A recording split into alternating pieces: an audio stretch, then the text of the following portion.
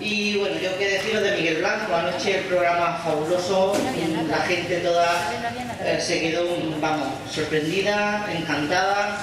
Primero porque él tiene una forma muy especial de hacer radio, una forma muy cariñosa y sobre todo que llega a todas las personas que lo están escuchando.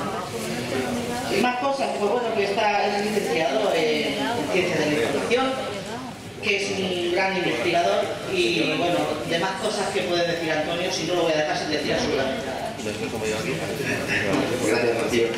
Bueno, de Miguel, pues seguramente casi todos los que estéis aquí sabéis cuál es su trayectoria, es envidiable.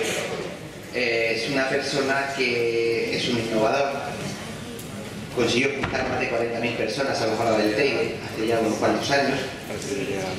Ha conseguido hacer un programa en directo desde el Muro de las Lamentaciones en Jerusalén, e incluso en la meseta de Giza ha conseguido hacer un programa también. Yo de Miguel lo que más destaco en los años que lo conozco es dos cosas, seguramente. La sisa que siempre llevo, que tiene que estar destrozada, no le pregunté por qué después de esa tengo 4 o 5 más, han pasado por mi mano, y otra es el don de gente que tiene.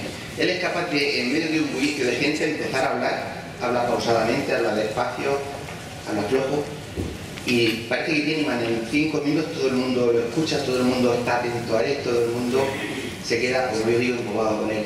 Es un conocedor fabuloso de las culturas ancestrales, le respaldan más de 140 países que ha visitado, y bueno, tampoco me quiero enrollar mucho más. Os dejo con Miguel Blanco, un verdadero privilegio y honor que esté aquí.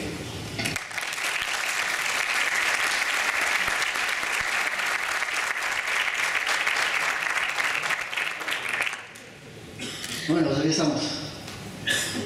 Cerramos la puerta si no nos importa. Ayer les decía que a mí me da mucha vergüenza esto de las charlas, de ponerme cara al público, por eso hacemos radio, no me escondo, estamos detrás de un micrófono. Pero cuando damos una charla me gusta jugar con las energías que hay de la gente, ¿no? Y el título de la charla es Tras las huellas de los dioses, creo. Y yo desde muy pequeñito, de alguna manera, bueno, tenía poderes de pequeñito. Os voy a contar un poco mi vida. ¿Se está grabando esto? Sí, ¿no? Sí. Bueno, pues todo es mentira, o sea, es un cuento que voy a contar. Yo nací viajando, a los 5 años había cruzado 6 o 7 veces el Atlántico, España, América, América, España. He vivido por algunos países por ahí por cuestiones de mis padres, que eran unos inmigrantes entonces, y teníamos en casa una ama de... no pensaba contaros esto, pero bueno, una ama de cría. Yo tenía 2 años, 3 años, y tenía el biberón en una mesa, y cuando tenía hambre y no me acercaban el biberón, yo miraba el biberón y el biberón solo se movía y se acercaba hacia mí, ¿no? Y tienes que ver a aquella negrita como salía corriendo. Este niño está embrujado, y salía corriendo de casa y no quería volver a verme, ¿no? De pequeñito también me llevaron a la escuela y yo miraba a la gente, todavía me sigue pasando de vez en cuando, y veía como alrededor suyo había una especie de halo de luz, lo que más tarde luego supe que era el aura. Y se preguntaban a mis compañeros, decían, mira cómo tiene la luz hoy la seño o el profe, ¿no? Y todos alucinaban porque no sé si no lo veían o no lo querían ver, ¿no?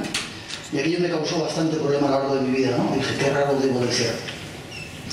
Por eso, en un principio estudié psicología.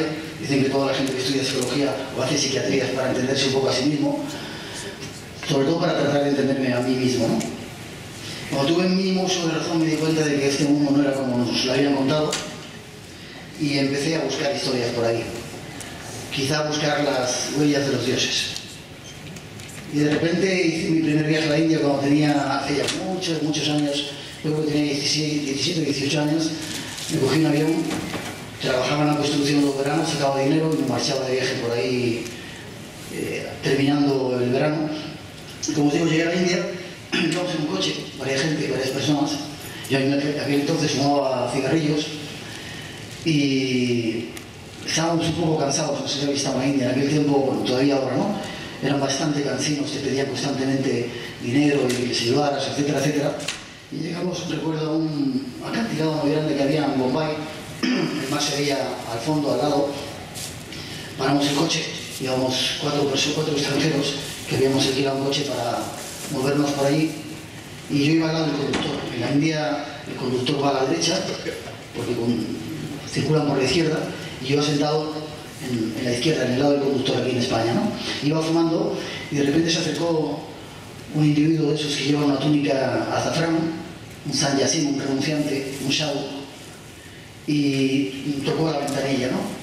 Estaba amaneciendo, llevábamos un montón de horas de viaje y estaba muy cansado, y le miramos a usted y dijimos, ¡guau! Ya están aquí otra vez.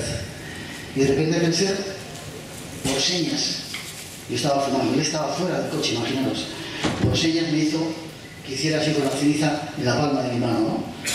Yo le hice caso, la ceniza del cigarro la eché en la palma de la mano, me desde fuera, me hizo señal de que cerrara la mano, cosa que hice, y me hizo señal de que la abriera. Lo hice, y ¿sabéis lo que apareció en la palma de mi mano? Una flor. Una flor amarilla que cuando la vimos nos quedamos todos absolutamente alucinados. Yo la dejé en el salpicadero del coche.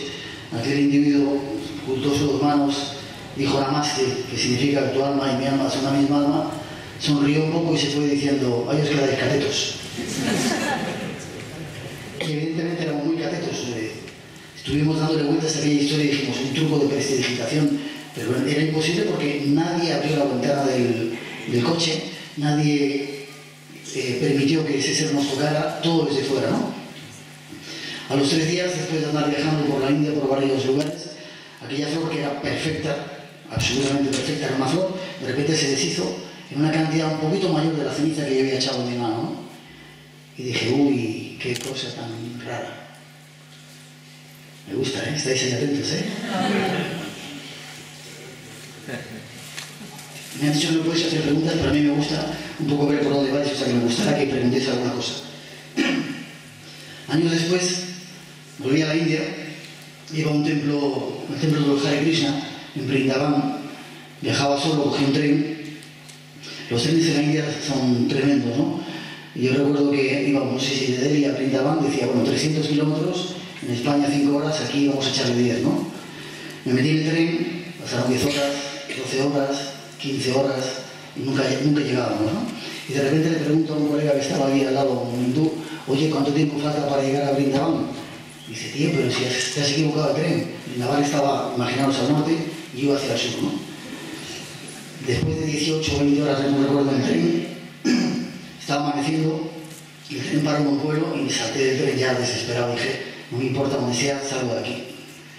Y nada más salir, de repente en la estación había un jolgorio increíble, imaginaros, 5 de la mañana estaba amaneciendo, me empezaron a poner collares de flores en el cuello, ¿no? Y toda la gente recibiéndonos, ¿no? Porque éramos unos cuantos los que saltamos del tren, ¿no? Nos enteramos, nunca he sabido cómo se llamaba aquel pueblo, ¿no? Nos enteramos que celebraban una gran fiesta aquel día dedicada al dios Ganesh. ¿Sabéis quién es el dios Ganesh? Tiene cuerpo humano y cabeza de elefante y es el dios de la abundancia. Está representado por un elefante, por eso para los hindúes los elefantes son sagrados. Entonces yo busqué un hotelito al lado de la estación, dejé los trastos y me sumergí en aquel follón que había porque eran millones de personas, como ocurre casi siempre en la India, ¿no? Caminando por las calles, celebrándolo. No sé cómo, para hacer la historia corta, porque unas cuantas que contaros, llegáis tarde, ¿eh? Estáis apuntados por llegar tarde, ¿eh? Me he quedado con vuestra cara.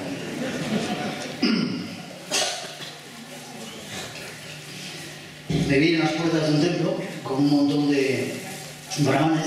Los brahmanes son los sacerdotes de la religión hinduista.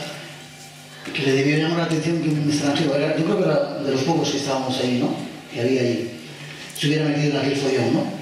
Y me indicaron que me desnudara de la parte de la cintura para arriba, cosa que hice.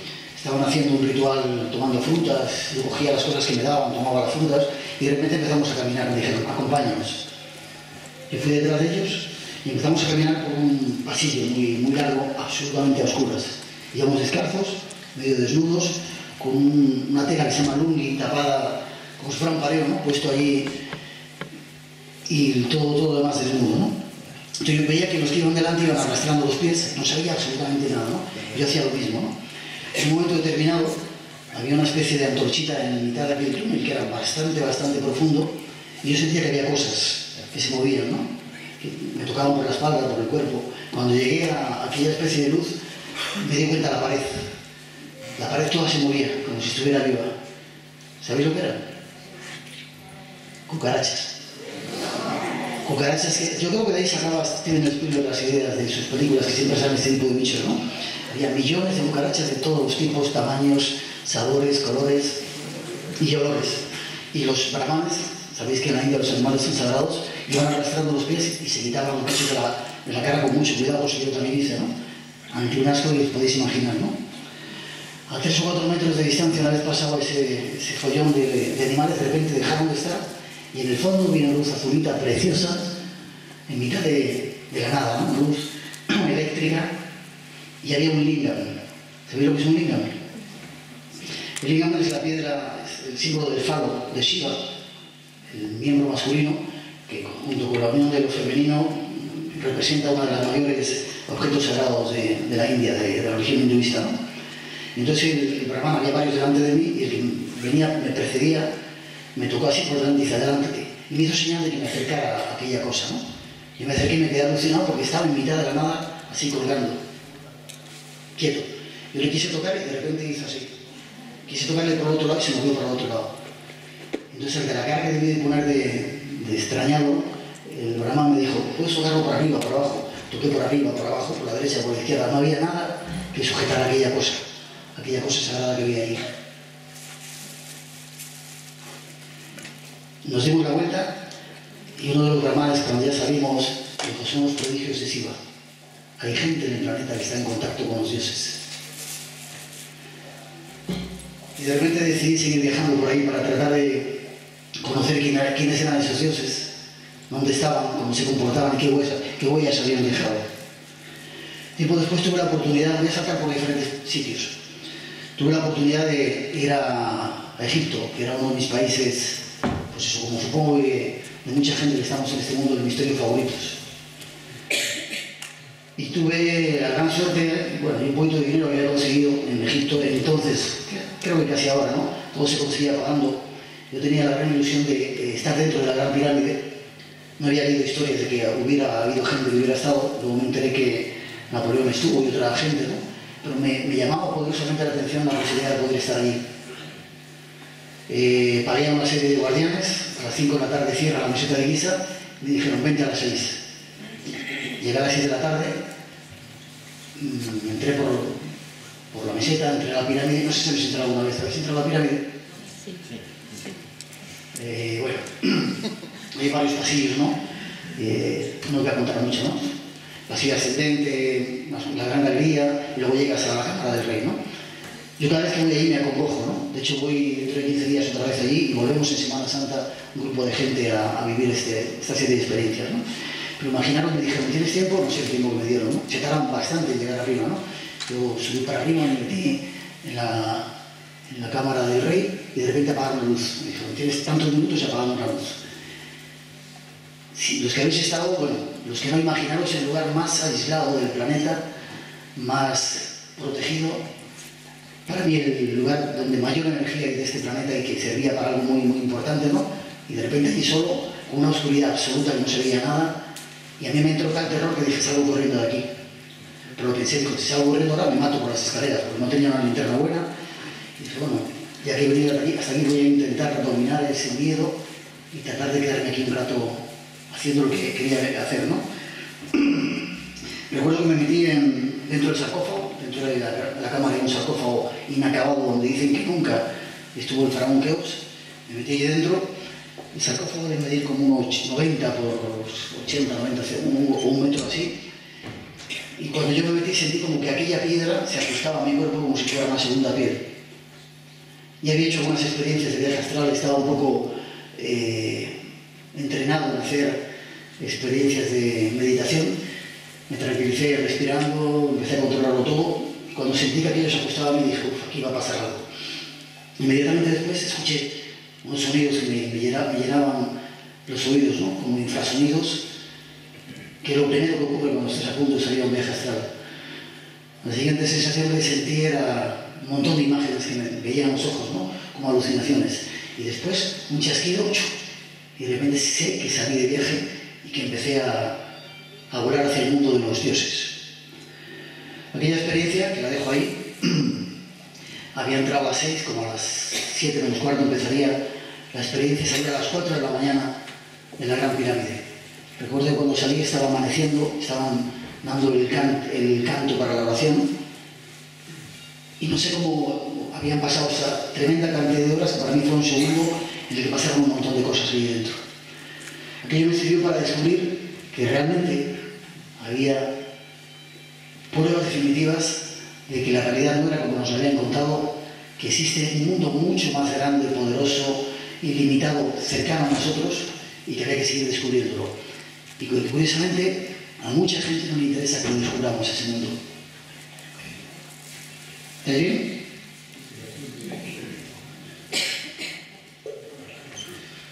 Un tiempo después yo pasaba consulta, como os dije, estudié psicología, y pasaba consulta de psicólogo, entonces mucha gente no cobraba, ¿no? Venían a preguntarme, a contarme sus historias, y yo seguía con ese asunto dentro y dije, necesito respuestas.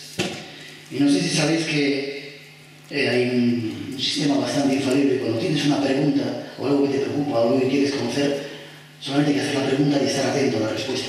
Y la vida, de repente, casualmente, te pone las respuestas en la mano, ¿no? A través de un programa de radio, Espacio en Blanco en Radio Nacional, a través de cualquier otro, a través de revistas, a través de un libro, a través de una conversación que de repente escuchas, o estás cambiando la radio y escuchas una frase, ¿no? El universo se confabula con nosotros para darnos respuestas cuando las necesitamos. Yo sabía eso, utilicé toda una serie de trucos, estuve un tiempo tratando de llegar a la respuesta, y como no me llegaba, vivía en una casa que arriba estaban mis padres, puse una nota diciendo, no me molestéis hasta que no salga de la habitación. Mis padres estaban acostumbrados a que era un tipo un poco raro y me dejaron. No sé qué hora sería, pues imaginaros 8 de la tarde, estuve allí, 10, 12, estuve meditando un rato, como a las 3 de la mañana. Yo no he tomado nunca drogas, no bebo alcohol, salvo cuando es de absoluta necesidad, algún ritual por ahí raro. Nunca he estado fumado ni he perdido la cabeza por cuestiones exteriores a mí, sí por otras interiores. De repente estaba allí, medité un ratito, y al cabo de un momento, en la habitación donde estaba, una habitación bastante grande, de una esquina, un borde, empezó a salir humo. Y dije, leches, me deja un cigarro y está ardiendo la habitación. Una columna de humo que de repente desde abajo del suelo tocó el techo, tomó forma muy compacta, pegó varios relámpagos y de repente apareció un ser. Un ser vestido de blanco, con una túnica blanca, con pelo largo blanco, barba, que salió de la columna, me dio la mano y se acercó a mí. Y le toqué, y era algo físico. Y me dijo, no te preocupes, que te voy a llevar a un lugar donde vas a encontrar la respuesta que estás buscando. Sentí cómo salía del cuerpo, y la siguiente imagen que recuerdo es que estábamos en un templo lleno de columnas tremendamente grandes, donde había otra gente como él caminando, y donde en el centro de aquel lugar había un gran libro, un libro que sería como, bueno, un pedacito de mesa de esta. Yo pude tocar el libro, era de pergamino, de piel, y las hojas de pergamino, ¿no? Y aquel tipo que estaba ahí me dijo, lee esto, y se fue. Yo empecé a leer, lo entendía todo perfectamente. Al cabo del rato regresó este ser y me dijo, ¿lo has leído? Y dije, sí. Y me dijo, recuerda esta palabra, es la clave de todo lo que has leído. Y me lo dijo varias veces insistiendo, ¿no? Y le dije, tranquilo, que en aquel tiempo iba de listo, ¿no? De inteligente, de haber aprobado las carreras y de número uno de la promoción, y no sé qué, no sé cuánto. Y era como un insulto que me dijera, tío, tranquilo que yo controlo esto, ¿no? Nos despedimos, pero para mí había sido tan importante aquella experiencia que dije, necesito una prueba física de que estaba en este lugar contigo. Se quedó mirándome como diciendo, ¿cómo soy los humanos, no? ¿Por qué pedís tantas cosas? Y entonces con la mano dio la vuelta y apareció algo, un objeto en su mano que me entregó. Yo lo cogí, nos despedimos, sentí como volvía a mi habitación. Con aquel objeto lo metí en la mesilla y me puse a dormir, porque había recibido la respuesta que estaba buscando. La mañana siguiente me desperté, la mañana siguiente había pasado un montón de horas, me desperté súper contento de la experiencia, pero traté de recordar y no me acordaba de nada de lo que había leído en el libro. Y dije, leches, tenía razón aquel tipo, tenía que haber apuntado la palabra, ni siquiera me acordaba de la palabra. Y dije, igual ha sido un sueño. Abrí el cajón de mi mesilla y ahí estaba aquel objeto, con lo cual dije, no ha sido un sueño, ha sido verdad. Sentí que tenía que dejar pasar el tiempo para que llegara la respuesta y lo dejé ahí. Preguntas si queréis, permitidme que pare de vez en cuando para saber, ¿vale? ¿Quieres preguntar algo? Con un poco de luz que quiero verles, nos vemos las caras.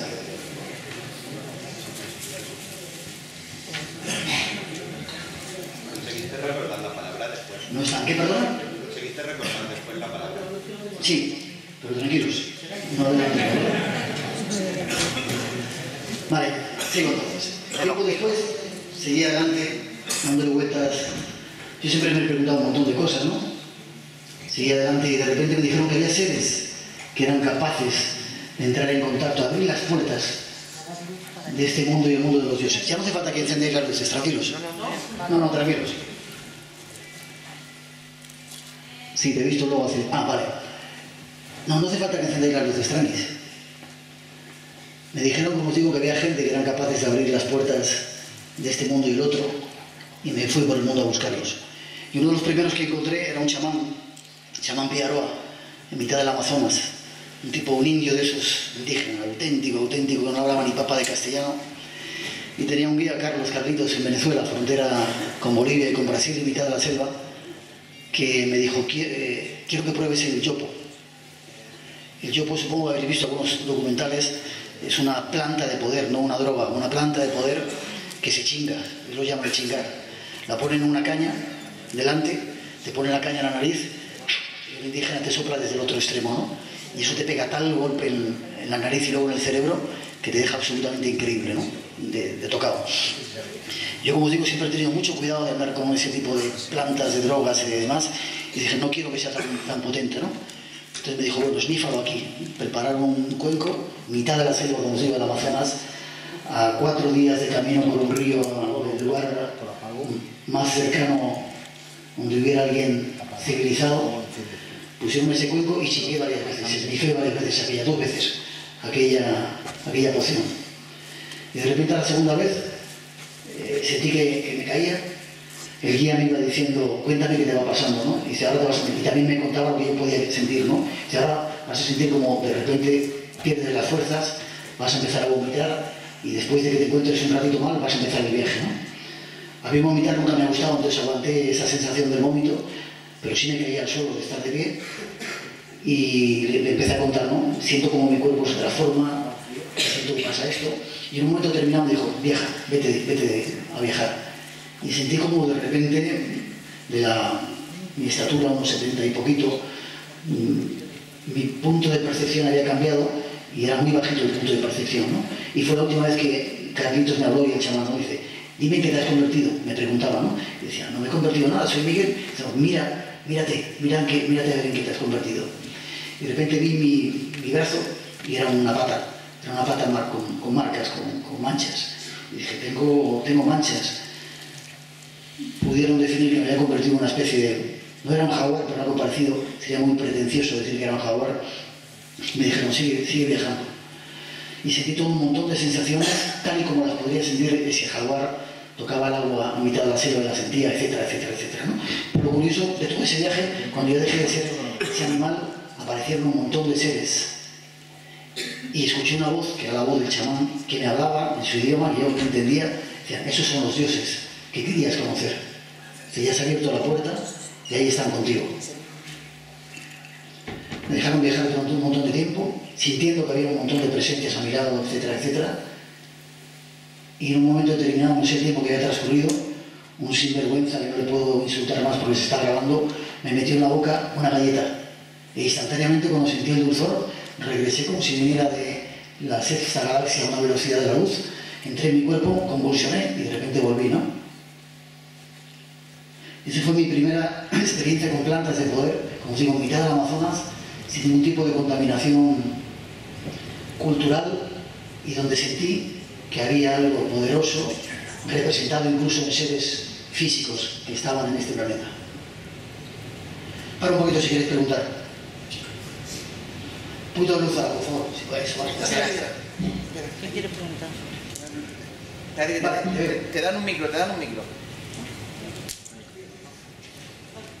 Entiende lo que está pasando. Ahora hacia arriba. ¿Os gusta? ¿Estáis a gusto? No, mira de todo. ¿Va o no? Dale hacia arriba. ¿No va? Manténlo pulsado. Manténlo pulsado. Un poquito. Ahora. Tranquilos, como no es la última charla, podemos estar ahora que queramos. Perdón. Si durante su vida ha seguido manteniendo los poderes o lo ha aumentado o ha seguido teniendo otras sensaciones. Si me tratas de usted, no hablo contigo. O sea, que otra pregunta, por favor. Los poderes nunca se pierden. Lo que pasa es que hubo un tiempo, yo no creo que tuviera poderes. Todo eso lo tenemos todos, ¿no? Sí. Lo que pasa es que solamente hay que creerlo. Yo durante mucho tiempo lo creí que tenía, ¿no? Pero de repente una vez, un día, estaba tan cansado de tantas historias, me venían como un maestro espiritual y muchas historias dije, renuncio, no quiero saber nada. Y todo eso se fue, desapareció. Y ahora solamente en momentos determinados, cuando ocurre a cualquier persona, me vienen atisbos de eso. Siento cosas que van a pasar, veo cosas, etcétera, etcétera, veo la aura de determinada gente. No, casi descontroladamente, porque no quiero volver a tener esa historia que tenía antes, ¿no? Sigue estando ahí y justo cuando lo necesito, sucede y lo puedo utilizar. Más preguntas. Me gusta que preguntéis para saber por dónde vais, dónde van vuestros intereses y poder encauzar un poco todo esto. Otra más y os sigo contando historias.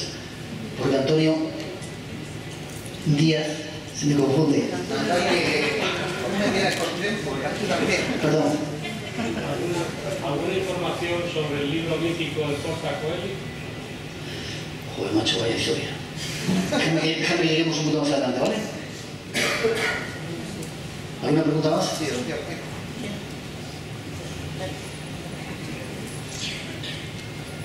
Hola.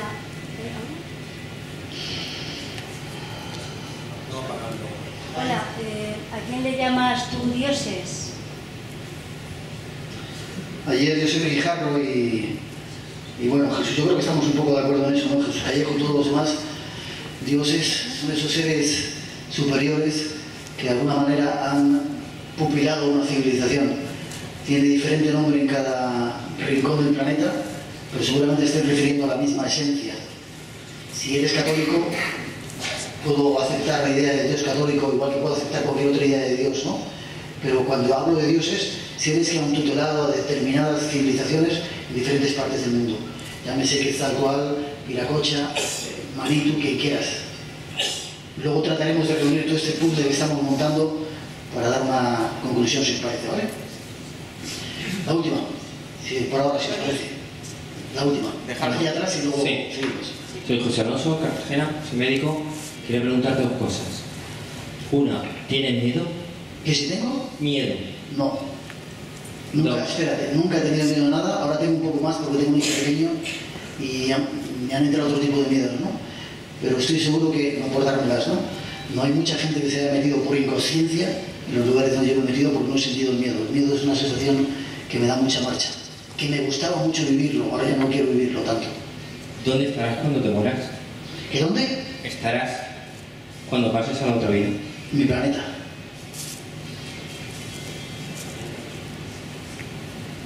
México. Apagamos un poco más las luces.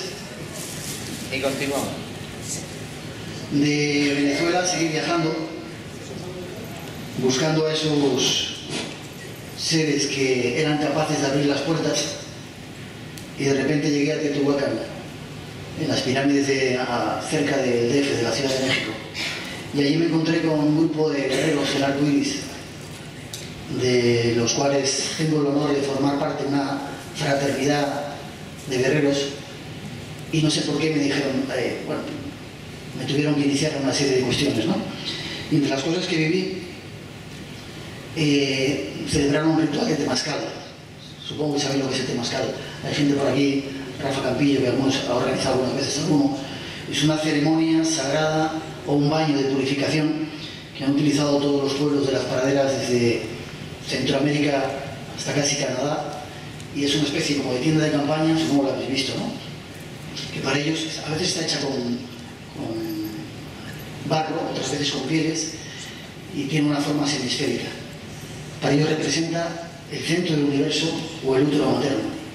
Dentro de ese lugar hay una especie de agujero donde se meten piedras sagradas, abuelitos los llaman ellos, que se calientan previamente en un fuego. La ceremonia consistía en entrar allí un grupo de personas que íbamos a ser iniciados. Entramos como 16, 17 personas, sentados todos en círculo alrededor de aquel agujero que había en el medio, y fuera había gente que empezaba a meter piedras. Metían 4, 6, me parece, 9 la primera vez, y luego iban aumentando y cerraban aquellas puertas que se quedaba absolutamente herméticamente cerrado, ¿no? Imaginaros, estoy hablando de México, ¿no? Bueno, hacía bastante calorcito fuera, ¿no? La temperatura dentro de aquel habitáculo empezaba a subir y era tremendo, ¿no? Hay una serie de puertas que se abren para hacer rápida esta historia, y en un momento determinado puede salir, pero cuando se cierra la tercera puerta ya no puede salir, ¿no?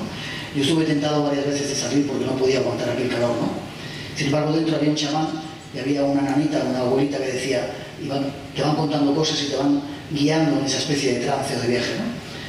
Y la abuelita decía, no luchéis contra el calor, aliaros a él, ¿no? Y yo uno decía, qué calor, me cago en todo, qué calor, renegando de aquello, ¿no? Pero de repente me entró algo y dije, voy a dejar de luchar contra esto, ¿no?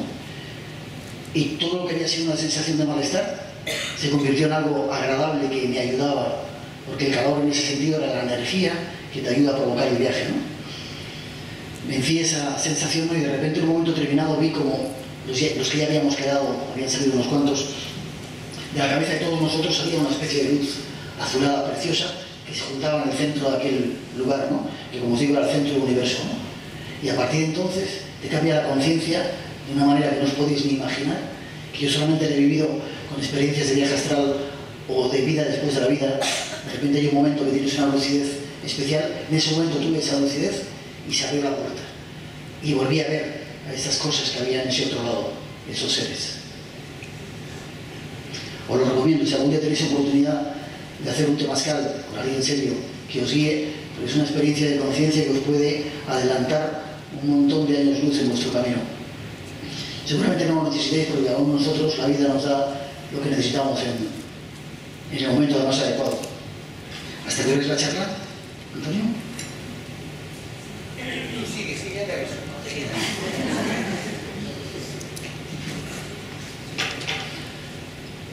Tiempo después entré en contacto con algo que desde muy pequeñito me había llamado la atención, ¿no? Os estoy contando varias píldoras por ahí, luego resumimos todo, ¿no? De pequeño, cuando estaba viajando por América, ¿no? Me regalaron mis padres un globo terráqueo, ¿no? Y yo le daba vueltas y era curioso porque casi siempre lo paraba y se paraba en un sitio, Selva del Petén. Y volvía a darle vueltas al día siguiente y salía, Selva del Petén. Entonces me preguntaba, no tenía ni idea dónde estaba ese lugar, ¿no?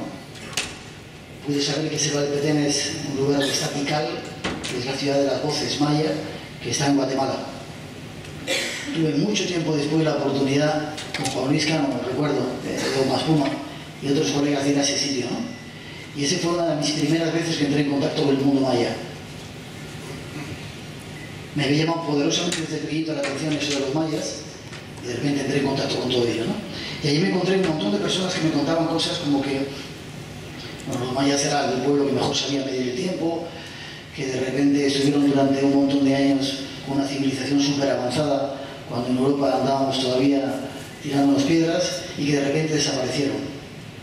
Me hablaron de que había una tumba muy cerca de Tikal, que era del señor de Pacal, que era un tipo absolutamente asombroso, y para allá que me fui. De Guatemala crucé la frontera y fuimos a México, y en Palenque, México, está la tumba de ese señor. Habéis oído hablar de él, lo llaman el astronauta de Palenque.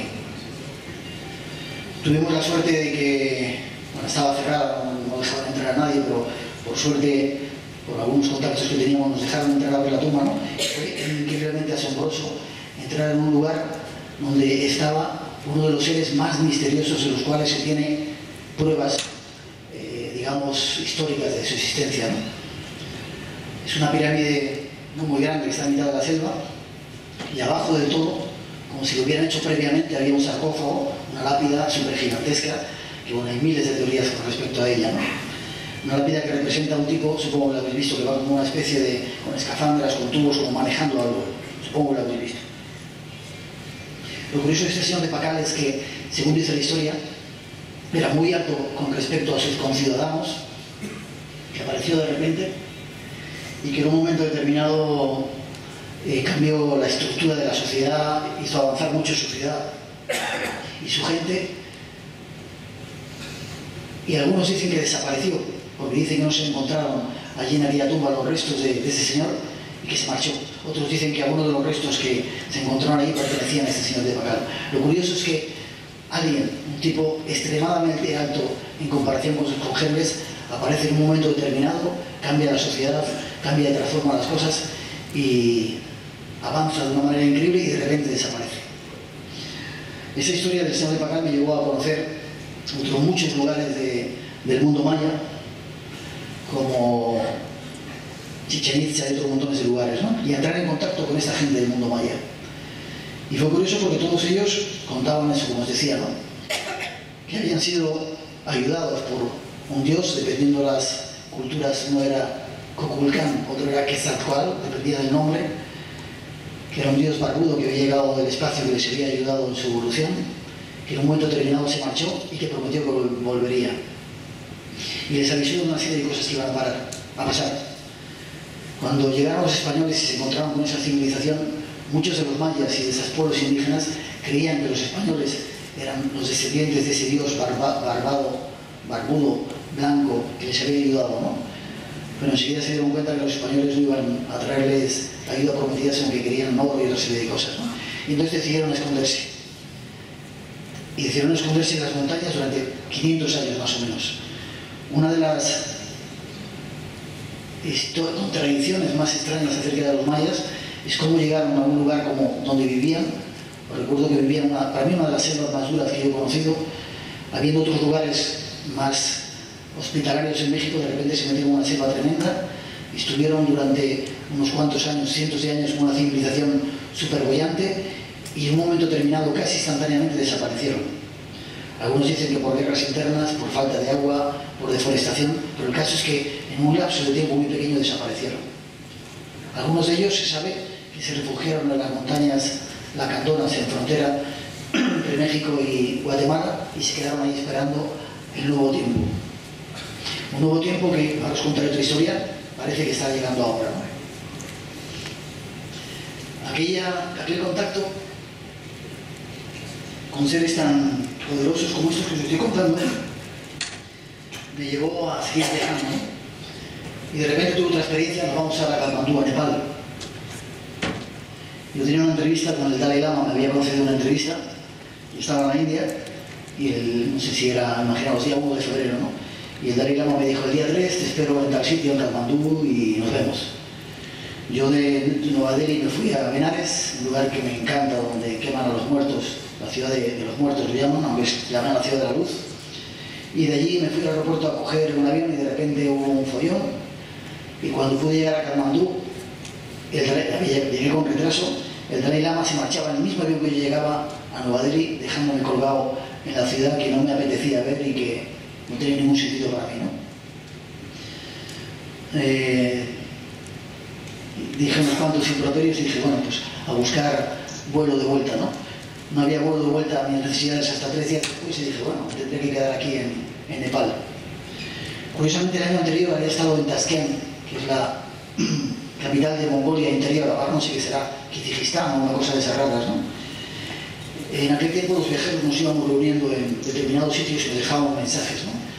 Y si estabas en el Cairo te decían, próxima parada, vete a Asuán, al café, lo que sé, de los espejos, y allí nos reunimos todos, ¿no? Y así nos íbamos dejando señales de determinados lugares del mundo donde había que visitar, ¿no? Y estando en Moscú, pues de repente en uno de esos bares dijeron, Tasquián, el bar de, no recuerdo, ¿no? Manolito, vete allí. Y voy al bar y ahí había un jolgorio de gente, viajeros de diferentes partes del mundo. Era la Unión Soviética, el muro, el peor momento de la Guerra Fría, era muy difícil traspasar fronteras, ¿no? Y de repente me contaron una historia, el Señor de los Anillos lo llamaban. Dijeron que había un grupo de monjes, se llamaban los monjes Sabinari, que vivían en una zona de ese desierto del Gobi, ¿recordáis? Y luego eran 1 millón de monjes, imaginaos. De ese desierto se fueron a, recordaré la nación, Afganistán, y se empezaron a desperdigar por ahí, ¿no? Curiosamente, no sé si recordáis que los rusos invadieron Afganistán por una serie de razones, ¿no? Cuando los rusos invaden Afganistán, ellos siguieron su peregrinación y acabaron algunos de ellos en Nepal, ¿no? La historia que contaban de esta gente, ¿no? Es que había el Utuktu, lo llamaban una especie de papa que tenía grandes poderes, le llamaban el Señor de los Anillos porque de vez en cuando regalaba un anillo a la gente que le confería extraños poderes, como la historia del Señor de los Anillos, ¿os acordáis? A mí aquella historia se me quedó allí. Cuando volví a España estuve investigando y hay algunos documentos históricos de esta serie de monjes y de portentos que hacían, ¿no? Pero bueno, lo olvidé. Año siguiente, Katmandú, cansado de que venía de viaje, quería volver a casa, el teléfono me había dejado tirado, y de repente caminando por Durhan Square, una gran plaza que hay en Nepal, en Katmandú, aparece, era un día bastante nuboso, hacía bastante frío, al fondo aparece un tipo caminando, un monje, con una túnica, y se me acerca, ¿no? Ese tipo de gente, en aquel tiempo, todavía ahora, no se dejaban hacer fotografías. Hay mucha gente en el planeta que cree que cuando le haces una foto, le robas el alma. Entonces yo le miré, iba a montar el objetivo, entablamos contacto con la vista, vi que no hacía nada, puse mi cámara y le hice varias fotografías. El tipo se acercó a mí, yo estaba con una niña pequeña que me servía de traductora, evidentemente no hablaba nepalí, la niña hablaba un poco de inglés y así nos entendíamos. Se acercó y empezó a contarme una historia, ¿no? Dijo que era un monje Sabinari que había dejado a su familia, había dejado a su grupo entre Afganistán y Nepal y que venía a Katmandú a ver a la familia que hacía un montón de años que no le veía, ¿no? Y de alguna manera me volví a contar esa historia de los monjes que os he contado, que había escuchado en ese ballet un año antes, ¿no? Y dije, qué curioso. Le hice un montón de fotografías, como os digo, ¿no? Estuvimos un rato de tiempo ahí hablando y en un momento determinado me dijo antes de marcharse, ¿no? Dice, ¿quieres una clave para volver a ese estado en el que estamos y poder entrar en ese mundo al que tú quieres acceder y que andas buscando? Le dije, claro. Me dijo, escucha el silencio. Y me lo repitió varias veces. Escucha el silencio.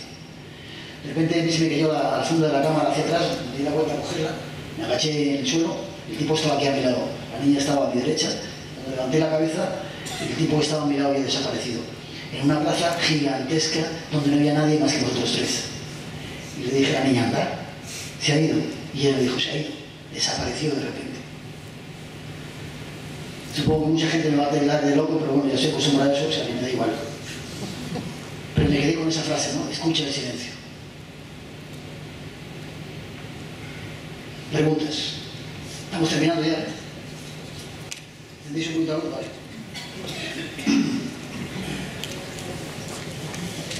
¿Había una pregunta por aquí delante? Perdón. ¿Se oye? Sí.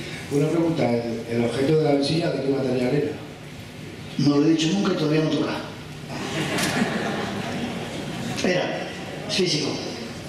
Más preguntitas. Por ahí delante había alguien que quería preguntar.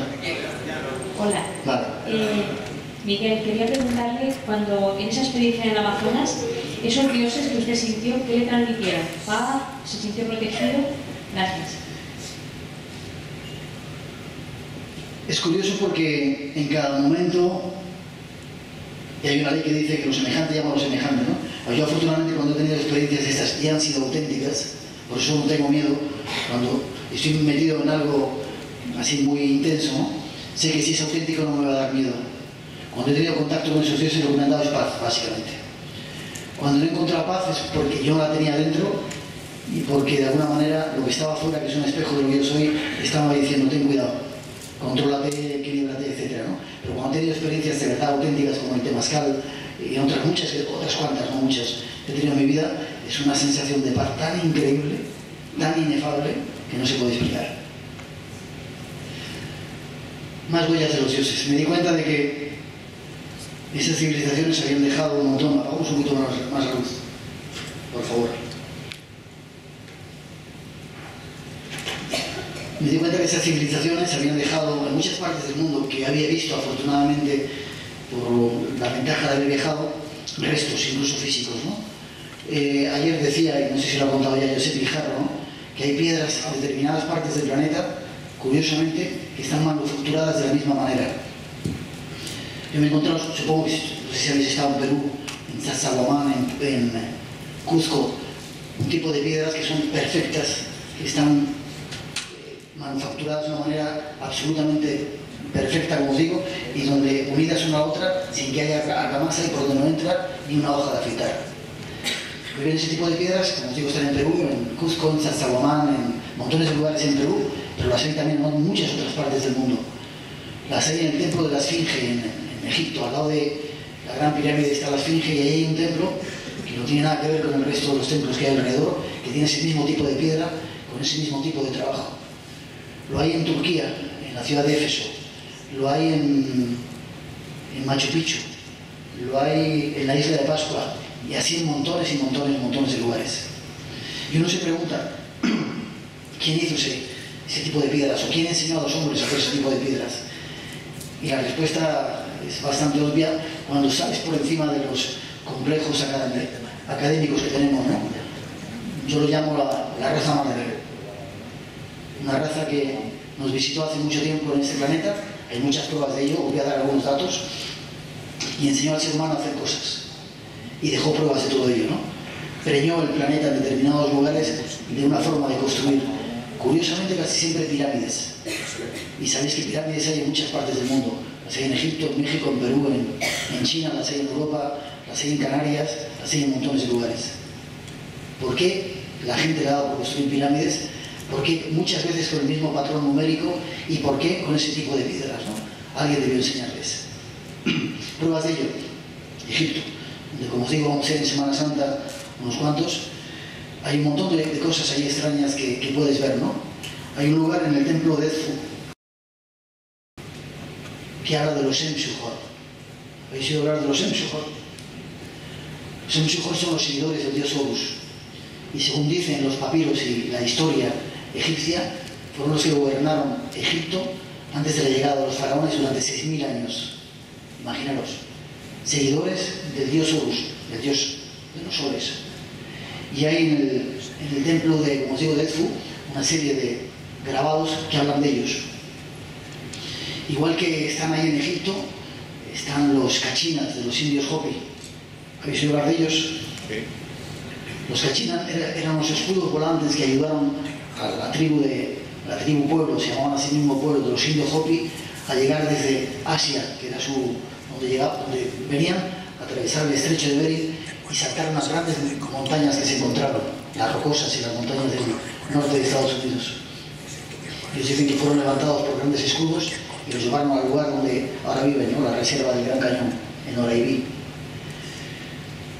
Otra prueba escrita de eso está en Mali, con los dogones. Yo tuve la oportunidad de ir a Bandiagara, que es una pared increíble, donde hay miles de dibujos de las formas más tremendas e inimaginables que te puedas echar la cara, donde hablan de gente venida del cielo, lo llamaban momos. Decían que venía una especie de barca, llegaron allí, tenían los dientes afilados y les enseñaron una serie de cosas. Entre ellas les dijeron a un pueblo perdido en mitad de África que Sirio no era una sola estrella, sino que eran tres. ¿Sabéis esa historia, supongo, no? Sirio A, que se ve a simple vista; Sirio B, que no se ve, hay que verlo con un telescopio que se vio a finales del siglo XIX; y Sirio C, una estrella mucho más pequeñita que hacía falta gran cantidad de aparataje para verlo, y se descubrió en 1980 o así. ¿Quién aquellos señores indígenas que iban con taparrabos en mitad de la selva les dijo que existía eso? 3 estrellas que vendrían, les dio la precisión, etcétera, etcétera, etcétera. 10 minutos, ¿no? Tengo poderes. Si queréis ver más, os invitaría a eso. En Egipto, por ejemplo, hay multitud de cosas. Hay unas bombillas en Dendera, unas bombillas hay un templo, lo vamos a visitar ahora en Semana Santa, y hay una cavidad por debajo, en el sitio más perdido de todo, ¿no? Cuando estamos ahí en Egipto nos preguntamos cómo hicieron esto si no tenían luz, cómo eran capaces de pintar, de grabar, de decorar los templos de tal manera, ¿no? Y entender parece que hay una respuesta, ¿no? Te metes por un agujero, entras por abajo por los túneles del templo, y en el sitio más apartado y más oscuro que te puedas encontrar hay una bombilla. Algunos dicen que no es exactamente, pero para mí está claro, es una especie de berenjena con filamentos que además está enganchada a una especie de batería. Es como si los constructores de aquella historia dijeron, ¿queréis la respuesta? Pues en el sitio más oscuro la voy a poner. Lo hicimos con electricidad. En Egipto te encuentras en el Museo del Cairo boomerangs, en la tumba de Tutankamón. Montones de boomerangs. En Egipto te encuentras el volante del príncipe Sabu, que es un volante de esquisto, dicen, un material súper extraño, que apareció en una tumba en el Saqqara y está fuera de contexto y dijo, nadie sabe para lo que sirve, ¿no? Algunos piensan que es una especie de mecanismo hidráulico que sirve para hacer algo, ¿no? En Egipto en el museo hay lo llamamos el avioncito, ¿no? En medio de un montón de pajaritos hay un avión, una maqueta de un avión, que curiosamente la descubrió Erich von Däniken. Nosotros fuimos a verla, la vimos con Manuel Caraballal, la estuvimos analizando, hicimos un montón de pruebas. Cuando fuimos al siguiente viaje ya no estaba. Preguntamos por ella, no sabemos dónde está. En el museo de Egipto y en otros muchos lugares, donde hay algo que desestabiliza las teorías, lo van cambiando, lo hacen desaparecer, ¿no? Nos ha costado Dios y ayuda a volver a encontrar dónde está ese avioncito, pero sigue estando ahí, ¿no? A punto de terminar esto. En el Museo de Egipto hay extraños dioses alados, pequeñas estatuillas perdidas que hay que rebuscar, que de repente dices, qué extraño, ¿no? Pero lo más curioso es que estas mismas estatuas, yo las he visto este año en el Museo de Phnom Penh, en Camboya, las he visto en México exactamente iguales, las he visto en Perú, las he visto en Colombia, las he visto en Turquía, en montones de lugares. Los llaman los dioses alados. Unas diferentes civilizaciones están mostrando el mismo tipo de seres a kilómetros de distancia. Qué extraño, ¿verdad? Por eso estoy convencido que esos dioses que estuvieron aquí, como os digo, seguramente podrían ser la raza madre. Hay algunos colegas antropólogos que me dirían que estoy loco, pero yo estoy convencido de ello. Y lo curioso de todo ello, cuando estás hablando con un montón de gente, es que casi todos, y lo sabéis seguramente por las culturas, por la tradición, prometieron regresar. Jesucristo prometió regresar, el Mahdi, que tal cual, Viracocha, Kukulcán, todos dijeron que volverían. Hoy vuelvo a remitir a las experiencias con los mayas. Durante 3 años, muchos viajes me costó, quería tener una entrevista con los indios lacandones, que son los auténticos descendientes de los mayas. Los que se escondieron en la selva cuando llegaron los españoles, se quedaron ahí tranquilitos y de repente salieron 500 años después. Esta gente, todo lo que le huele a blanco, y no me extraña, le repudia, ¿no? A mí, en mi caso, un doble sentido, ¿no? Blanco por la piel y blanco por el apellido, ¿no? Y mis guerreros le decían al sacerdote, ¿quiere verte? Y el tipo decía que no, hasta 3 años después. El tercer año de viajes, de repente me dijo, puedes venir. Nos cogieron a los guerreros, se nos llevaron a mitad de la selva, no sé dónde fue, y nos reunimos con varios sacerdotes, lacandones y ancianos, que estaban dispuestos a que les preguntáramos cosas, ¿no? Entonces yo les pregunté acerca del quinto sol, toda esa serie de historias de la profecía, etcétera, etcétera, etcétera, ¿no? Y ellos curiosamente me dijeron varias cosas que son importantes. Me dijo, nuestra civilización es la civilización del sol. Un sol ha muerto y está renaciendo otro, ¿no? Y curiosamente vais a vivir, estoy hablando del año finales del 2011, desde el 2012 al 2013 vais a vivir una gran cantidad de actividad solar en el sol. Eso ocurrió, ¿no? Y me dijo, ese ser, ese astro que nos cuida, que da la vida, que nos calienta, etcétera, etcétera, puede provocar varias cosas en vuestra civilización que debe de pararse. Y se puede parar con grandes destrucciones, como hablan muchas profecías. Sabéis que hay muchas historias apocalípticas acerca de nosotros, de nuestra civilización, o a través de la ayuda del sol. Respecto a las cuestiones apocalípticas, hago un inciso. Fijaros lo que se está liando con el mar, a las tormentas, con todo eso que estamos viviendo en estos días. ¿Os dais cuenta, no? De eso tiene en parte culpa el sol, ¿no? Entre otras muchas cosas, ¿no? Entonces me dijo, cierro paréntesis, me dijo el sacerdote ese sol va a provocar, no tardando mucho, y ha ocurrido algunas veces, ¿no?, una gran eyección, una gran radiación, una tormenta solar.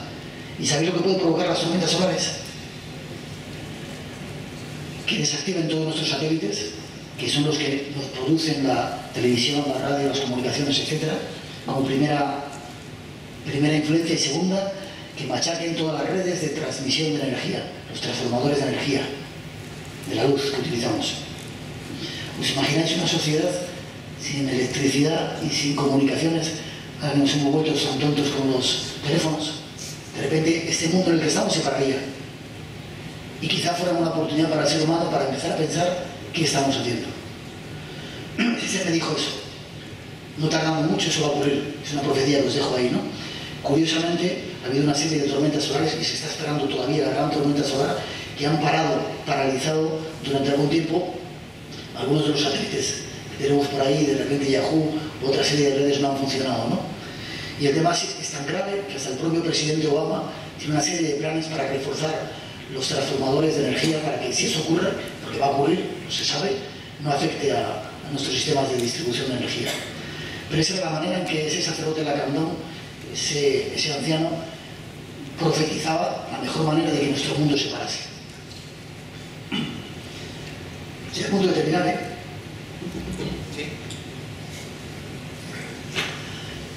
Vuelvo a contar la historia de aquel ser que me encontré por al principio, cuando me preguntaba respuestas. Como os dije, había una palabra. Tiempo después había un grupo de personas, 2 años después de aquella experiencia que había vivido de ese viaje astral, ¿no? Fuimos a vivir a la isla de La Palma, un grupo de gente que queríamos vivir de forma diferente, ¿no? Y de repente yo dije una palabra y me salió. Y justo en ese momento fue como un flash en mi cerebro. Y habéis visto la Guerra de las Galaxias, que sale hace mucho tiempo, una galaxia lejana, así poco a poco. Salió todo el texto como lo empecé a ver, ¿no? Y la gente que estaba a mi lado se preocupó porque llevábamos varios días sin comer, perdidos en mitad de una playa, y dije, tranquilos, dejadme solo, ¿no? Y rememoré y vi de nuevo, como si estuviera leyendo en aquel momento, lo que había leído en aquel libro. ¿Sabéis cuál era la palabra? Compartir. Pero compartir no es lo que la gente cree, ¿no? Aquel ser y aquellas historias me dijo, compartir es tratar de llegar a un momento en el que todos tengamos las mismas cosas. Por ejemplo, ahora estamos compartiendo el aire, que está ahí, es de todos y nadie lo puede coger para sí mismo, para él solo, ¿no? Compartimos ideas, que es un trabajo que hemos hecho a través del espacio en blanco durante todo este tiempo, ¿no? Tratar de compartir ideas para que haya mucha gente pensando de la misma manera porque haya llegado a ello, ¿no? Compartimos sentimientos, anhelos. No sé si me explico bien. Se comparte la lluvia. ¿Entendéis lo que significa compartir? Entonces, de repente, acabando de unir lo que habían contado toda esta gente, decían que vamos a vivir un tiempo de crisis muy duro como el que estamos viviendo, ¿no? Y que iba a ser el tiempo social del compartir. El momento en el que algunos seres humanos, es la invitación para todos, supiéramos sacar lo mejor que tenemos para compartirlo con los demás. Está ocurriendo en muchas familias. Está ocurriendo por narices, pero no hay otra forma, ¿no? Pero de vez en cuando, yo que soy ahora mismo un pesimista, que es un optimista bien informado, recojo esperanzas porque se recogen alimentos en los bancos de alimentos y de repente la gente del pueblo, no los políticos, toda esta banda de subnormales, hijos de su madre, que nos están machacando, banqueros y demás, ahí queda dicho. La gente como nosotros, ¿no? De repente damos todo lo que tenemos a esa otra gente que lo necesita. Por ahí van las cosas, compartir. Y la clave para poder lograrlo, escuchar silencio. Hay que huir del ruido que nos han metido toda esta caraña de sinvergüenzas que están tratando de controlarnos la vida. Buscar un poco el silencio, esconderlos por ahí un poquito, para que ni la televisión, ni los móviles, ni toda esa leche que nos está apartando de nuestro camino, nos pueda centrar un poquito. Y luego abrirlos y estar atentos, porque la vida os dará respuestas claves y señales clarísimas de lo que hay que hacer. Y hay que hacerlo y pronto. Gracias por compartir este tiempo, ha sido un placer.